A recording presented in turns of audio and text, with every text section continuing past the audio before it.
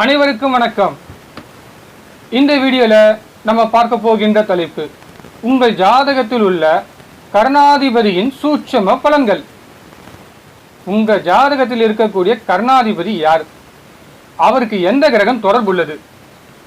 அது லக்னத்திற்கு எத்தனையாவது பாவம்? இப்போ இந்த விஷயத்தை பயன்படுத்தி உங்கள் ஜாதகத்தில் உள்ள கர்ணாதிபதியின் சூட்சம பலன்களை பார்க்க போகிறோம். அதற்கு முன்னாடி உங்களுடைய கர்ணத்திற்கு அதிபதி யார் என்று உங்களுக்கு முதலில் தெரியணும்.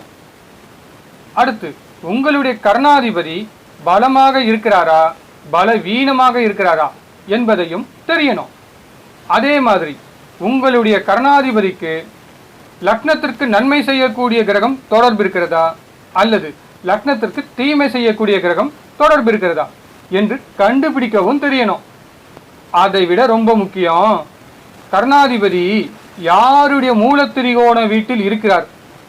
மூலத்திரிகோண வீட்டில் இருக்கும் கர்ணாதிபதி பாதிக்காமல் இருக்கிறாரா என்று பார்க்கவும் தெரியணும். லக்னத்திற்கு நன்மை செய்யக்கூடிய கிரகம் பலம் பெற்று அந்த கிரகத்திற்கு கர்ணாதிபதியும் நாம யோகத்தில் வரக்கூடிய யோகி கிரகமும் தொடர்பு இருந்தால் ஜாதகருக்கு மிகப்பெரிய நன்மை செய்துவிடும். அதுவும் புஷ்கராம்சம் சாரத்தில் இருந்தால் ஜாதகர் உண்மையிலேயே மிகப்பெரிய அதிர்ஷ்டசாலி. அடுத்து ஜாதகர் எந்த கரணத்தில் பிறந்தால் அவருக்கு யார் கர்ணாதிபதி என்று பார்ப்போம். பவம் கர்ணத்திற்கு கர்ணாதிபதி செவ்வாய். பாலவம் கர்ணத்திற்கு கர்ணாதிபதி ராகு. கௌலவம் கர்ணத்திற்கு கர்ணாதிபதி சனி. தைதுளை கர்ணத்திற்கு கர்ணாதிபதி சுக்கிரன். கரசை கர்ணத்திற்கு கர்ணாதிபதி சந்திரன். வணிசை கர்ணத்திற்கு கர்ணாதிபதி சூரியன். பத்திரை கர்ணத்திற்கு கர்ணாதிபதி கேது. சகுனி கர்ணத்திற்கு கர்ணாதிபதி சனி. சதுஷ்பாதம் கர்ணத்திற்கு கர்ணாதிபதி குரு. நாகவம் கர்ணத்திற்கு கர்ணாதிபதி ராகு. கிம்ஸ்துக்னம் கர்ணத்திற்கு கர்ணாதிபதி புதன். நோட் பண்ணிட்டீங்களா? நோட் பண்ணலையா? அப்போ இந்த வீடியோவை ஃபர்ஸ்ட் கேளுங்க. இந்த சன் டிவியில் சொல்லுவாங்க, இந்திய தொலைக்காட்சிகளில் முதல் முறையாக திரைக்கு வந்து சில மாதங்களேயான புத்தம் புதிய திரைப்படம். அதே மாதிரி தாங்க நானும் என்னுடைய ஸ்டைலில் ஒரு டைலாக் சொல்ல போகிறேன். இந்திய வரலாற்றில் முதல் முறையாக நான் ஜோதிடத்துறைக்கு வந்து சில வருடங்களான புத்தம் புதிய ஜோதிட தலைப்பு உங்கள் ஜாதகத்தில் உள்ள கர்ணாதிபதியின் சூட்சம பலன்கள். இதுவரைக்கும் நான் உங்களிடம் பேசினது ஜஸ்ட் ட்ரெய்லர். இதுக்கப்புறம் நான் பேச போகிறது தான் மெயின் சப்ஜெக்ட். பேசிக் தெரிஞ்சாதான் சப்ஜெக்ட் புரியும், சப்ஜெக்ட் தெரிஞ்சாதான் பலன் எடுக்க முடியும். அந்த பலனுக்கு பேர் தான் ஜோதிட சூட்சமம். பறக்கும் பறவைக்கு தன்னுடைய பயணத்தின் தூரம் தெரியாது. அதே மாதிரி தாங்க ஒவ்வொரு ஜோதிடர்கிட்டையும் தனக்குள்ள இருக்கக்கூடிய தனித்திறமை தெரியாது. இந்த வீடியோ பார்க்கக்கூடிய அனைத்து ஜோதிடரும் மிக்க அதிர்ஷ்டசாலி. இன்னைக்கு உங்களுக்கு இறைவன் கொடுத்த கிஃப்ட் தான் உங்களுக்கு இந்த வீடியோ. ஜாதகருடைய கர்ணாதிபதியின் சூட்சம பலன்கள் ஜாதகர் முன்னாடி எனக்கு கண்டுபிடிச்சு சொல்வதற்கு எனக்கு ஜஸ்ட் 3 செகண்ட்ஸ் போதும். நான் என்னுடைய கிளைண்ட் கிட்ட சொன்ன பலன் தான் இன்னைக்கு இந்த வீடியோ மூலமாக உங்களுக்கு சொல்லிக் கொடுக்க போகிறேன். கர்ணாதிபதியை கர்ணாதிபதியாக மட்டும்தான் பார்க்கணும். அப்போதான் உங்களுக்கு இந்த வீடியோ மிக எளிமையாக புரியும்.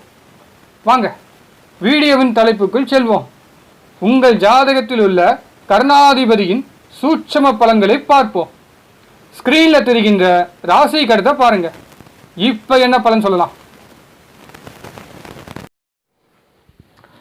கர்ணாதிபதி ராகு 4ஆம் அதிபதியுடைய மூல திரிகோண வீட்டில் இருந்து 4ஆம் அதிபதி பார்ப்பதால் ஜாதகர் குடியிருக்கும் வீடு சொந்த வீடு. கர்ணாதிபதிக்கு வீடு கொடுத்த 4ஆம் அதிபதி சனி குரு வீட்டில் இருப்பதால் தாயார் நல்லவங்க, பொய் பேச மாட்டாங்க, கடவுள் பக்தி உடையவங்க. தாயார் அதிகம் சுப காரியங்களில் கலந்து கொள்வாங்க. மேலும் 4ஆம் அதிபதி சனி 2இல் கேது சாரத்தில் இருப்பதால் வீட்டு அருகில் விநாயகர் கோயில், அதான் புலியார் கோயிலுங்க, விநாயகர் கோயில் நிச்சயம் உண்டு. குடியிருக்கும் வீட்டில் செவுரு விரிசில் நிச்சயம் உண்டு. இதையும் சேர்த்து சொல்லிடணும். ஓகே, நெக்ஸ்ட் ஸ்கிரீன்ல தெரிகின்ற ராசி கட்டத்தை பாருங்க.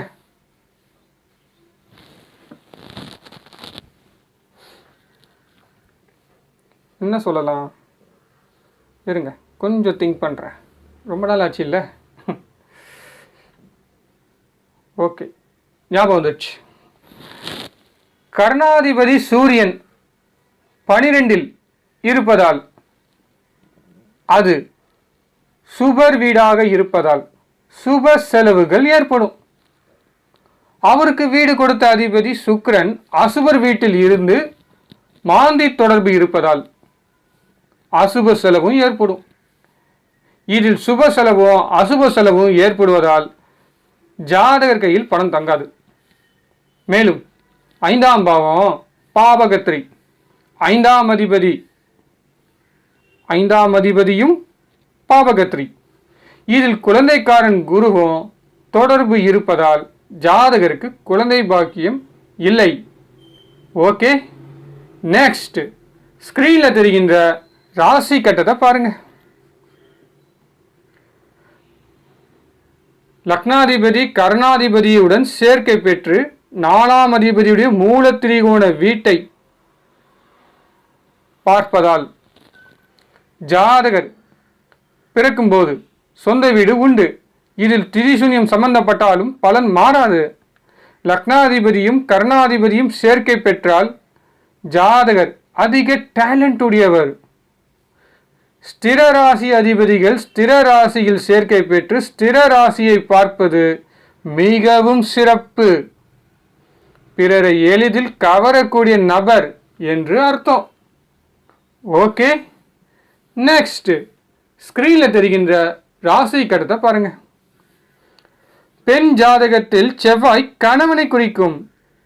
இதில் செவ்வாய் கர்ணாதிபதி, யோகி கிரகம், லக்னாதிபதி 3 in 1 ஆக வந்து 11இல் இருப்பதால் அது நில ராசியாக இருப்பதால் கணவன் மனைவி இருவருக்கும் சொந்த வீடு உண்டு. மேலும் மாமனார் சொத்து மூலமாக ஜாதகிக்கு லாபமும் உண்டு. கர்ணாதிபதி பகை வீட்டில் இருந்தாலும் ஜாதகிக்கு பகைவர்கள் யாரும் இருக்க மாட்டார்கள். கர்ணாதிபதிக்கு பாதகஸ்தானாதிபதி 5இல் இருப்பதால் குழந்தை பிறப்பு விஷயத்தில் தாமதம் ஏற்படும், ஆனால் தடை ஏற்படாது. ஓகே, நெக்ஸ்ட் ஸ்கிரீன்ல தெரிகின்ற ராசி கட்டத்தை பாருங்க. கர்ணாதிபதி ராகு 7ஆம் அதிபதியுடைய மூல திரிகோண வீட்டில் இருந்து 7ஆம் அதிபதியுடன் பரிவர்த்தனையில் இருப்பதால் ஜாதகருக்கு நிச்சயம் திருமணம் உண்டு. மேலும் 12ஆம் அதிபதியுடைய மூல திரிகோண வீடும் தொடர்பு இருப்பதால் கணவன் மனைவிக்குள் பிரச்சனையும் உண்டு. மருத்துவமனை ஸ்தானத்தில் இருக்கும் கர்ணாதிபதிக்கு 6, 12 அதிபதியும் தொடர்பு இருப்பதால் நோயின் காரணமாக மருத்துவமனையில் தங்கி தீவிர சிகிச்சை எடுக்க வேண்டிய சூழ்நிலையும் ஏற்படும். ஜாதகருக்கு மருத்துவமனையில் கண்டத்தை சந்திப்பார் என்று அர்த்தம். ஓகே, நெக்ஸ்ட் ஸ்கிரீன்ல தெரிகின்ற ராசி கட்டத்தை பாருங்க. கர்ணாதிபதி சூரியன் 8இல் பலமாக இருப்பதால் ஜாதகருக்கு விபத்து, கண்டம், அறுவை சிகிச்சை வராமல் காப்பாற்றுவார். கர்ணாதிபதிக்கு சஷ்டாஷ்டகமாக கர்ணாதிபதியுடைய நட்பு கிரகம் இருப்பதால் ஜாதகர் தன்னுடைய நண்பர்களிடம் மிக கவனம் தேவை. மேலும் 2 மறைவு ஸ்தானாதிபதிகள் லக்னத்தில் சஷ்டாஷ்டகமாக இருப்பதால் நண்பர்கள் மூலமாக கெட்ட பெயர் வாங்கி கொடுக்கும். ஜாதகருடைய வீட்டில் நண்பர்கள் சேர்க்கக்கூடாது. அதே மாதிரி நண்பருடைய வீட்டில் ஜாதகர் போகக்கூடாது. இந்த இடத்துல இன்னொரு விஷயம் சொல்லிடுறேங்க. கர்ணாதிபதி பொறுத்த வரைக்கும் மறைவு ஸ்தானமே கிடையாது. இதை ஃபர்ஸ்ட் நீங்க உள்வாங்கிக்கணும். ஓகேங்களா? நெக்ஸ்ட் ஸ்கிரீன்ல தெரிகின்ற ராசி கட்டத்தை பாருங்க. கர்ணாதிபதி தனஸ்தானத்தில் தனஸ்தான அதிபதியும் ஜீவனக்காரன் குருவுடன் இருப்பதால் குடும்பத்தில் பண கஷ்டம் இருக்காது. இதில் மாந்தியுடன் இருப்பதால் குடும்பத்தில் பண கஷ்டம் கொடுக்கும். இதில் 6-7 அதிபதியும் தொடர்பு இருப்பதால் திருமணம் மூலமாக கடன் ஏற்படும். வாழ்க்கை துணையின் காரணமாக கடன் ஏற்படும். மேலும் 6-10 அதிபதியும் தொடர்பு இருப்பதால் செய்யும் வேலை மூலமாகவோ அல்லது செய்யும் தொழில் மூலமாகவும் கடன் ஏற்படும். இந்த கிரக சேர்க்கை ஸ்திர ராசியில் இருப்பதால் வாழ்நாள் முழுவதும் கடன் ஏற்படும்.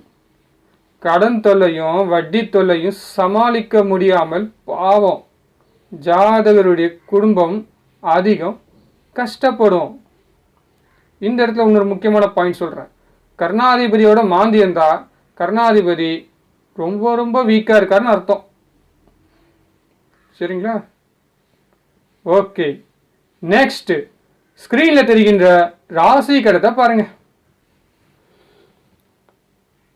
1-8 அதிபதி சுக்கிரன் கர்ணாதிபதியாக வந்து 6இல் உச்சமாக இருப்பதால் திடீர் அதிர்ஷ்டம் மூலமாக வேலை கிடைக்கும். அது குருவின் வீடாக இருப்பதால் பெரிய நிறுவனத்தில் வேலை கிடைக்கும். அதுவும் பெரிய சம்பளத்துடன் நல்ல வருமானம் கிடைக்கும். அதுவும் பாதுகாப்பான இடத்தில் வேலை கிடைக்கும். மறைவு ஸ்தானத்தில் இருக்கும் கர்ணாதிபதிக்கு 5ஆம் அதிபதி தொடர்பு இருப்பதால் வேலை செய்யும் இடத்தில் மறைமுக காதல் ஏற்படும். கர்ணாதிபதிக்கு 7ஆம் பாவம் 7ஆம் அதிபதி திருமணக்காரன் புதன் தொடர்பு இல்லை. அதனால் காதல் திருமணம் நடக்காது. இது லவ் ஃபெயிலியர் ஜாதகம். ஒன்று கொடுத்தா ஒன்று கொடுக்க மாட்டாருங்க இறைவன். புரியுதுங்களா? ஓகே, நெக்ஸ்ட் ஸ்கிரீன்ல தெரிகின்ற ராசி கட்டத்தை பாருங்க. கர்ணாதிபதி ராகு 2-7 அதிபதி சுக்கிரனுடன் சேர்க்கை பெற்று தொழில் ஸ்தானத்தில் இருப்பதால் ஜாதகருக்கு திருமணத்திற்கு பிறகு மனைவியிடம் ஆலோசனை கேட்டு தொழில் துவங்கணும் என்ற எண்ணம் நிச்சயம் ஏற்படும். 10ஆம் அதிபதியும் தொழில்காரன் சனியும் தொழில் ஸ்தானத்திற்கு 12இல் மறைவு பெற்று 6ஆம் அதிபதியும் மாந்தியும் தொடர்பு இருப்பதால் தொழில் துவங்கக்கூடாது. அது குருவின் வீடாக இருப்பதால் தொழில் துவங்கினால் பெரிய கடன் ஏற்படும். தொழில் நஷ்டமும் ஏற்படும். ஓகே, நெக்ஸ்ட் ஸ்கிரீன்ல தெரிகின்ற ராசி கட்டத்தை பாருங்க. 3ஆம் அதிபதி கர்ணாதிபதியாக வருவதால் இளைய சகோதரன் மற்றும் மாமனாரும் நல்லவங்க. கர்ணாதிபதி மிதுனத்தில் இருப்பதால் இந்த இருவரும் நகைச்சுவையாக பேசக்கூடியவங்க. மேலும் இவர்களிடம் எப்போதும் பேச்சு துணைக்கு ஆள் இருப்பாங்க. அடுத்து 8ஆம் அதிபதி கர்ணாதிபதியாக வந்து திக்பலம் பெற்று லக்னத்தை பார்ப்பதால் திடீர் அதிர்ஷ்டம் மூலமாக ஜாதகர் பெயரில் சொத்து வந்து சேரும். ஜாதகருக்கு தீய பழக்கமோ தீய நண்பர்களுடைய பழக்கமோ ஏற்படாது. ஜாதகர் பொய் பேச மாட்டார். ஜாதகர் நல்லவர். மேலும் ஜாதகருக்கு ஆயுள் அதிகம். Okay, good. இந்த வீடியோ உங்களுக்கு பிடிச்சிருந்தால் மறக்காம ஒரு லைக் பட்டன் பிரஸ் பண்ணுங்க. ரொம்ப பிடிச்சிருந்தால் உங்களுடைய ஜோதிட நண்பர்களுக்கும் இந்த வீடியோவை ஷேர் பண்ணுங்க. நீங்களும் உங்களுடைய கிளையண்ட்டுக்கு இதே மாதிரி பலன் சொல்லி பழகுங்க. இந்த வீடியோவை பார்த்த அனைத்து ஜோதிட நண்பர்களுக்கு மிக்க நன்றி. இந்த வீடியோ உங்களுக்கு பிடித்திருந்தால் மறக்காம இந்த சேனலை சப்ஸ்கிரைப் பண்ணுங்க. அதை விட ரொம்ப முக்கியம், இந்த சேனலில் இருக்கக்கூடிய ப்ரீவியஸ் வீடியோவை மறக்காமல் பார்க்கவும். உங்களுக்கு தேவையான தலைப்பு நம்ம சேனலில் அதிகமாக இருக்குது. மீண்டும் வேறொரு தலைப்புடன் விரைவில் சந்திப்போம். உங்கள் அன்பு நண்பன் கார்த்திக் பாபு. நன்றி, வணக்கம்.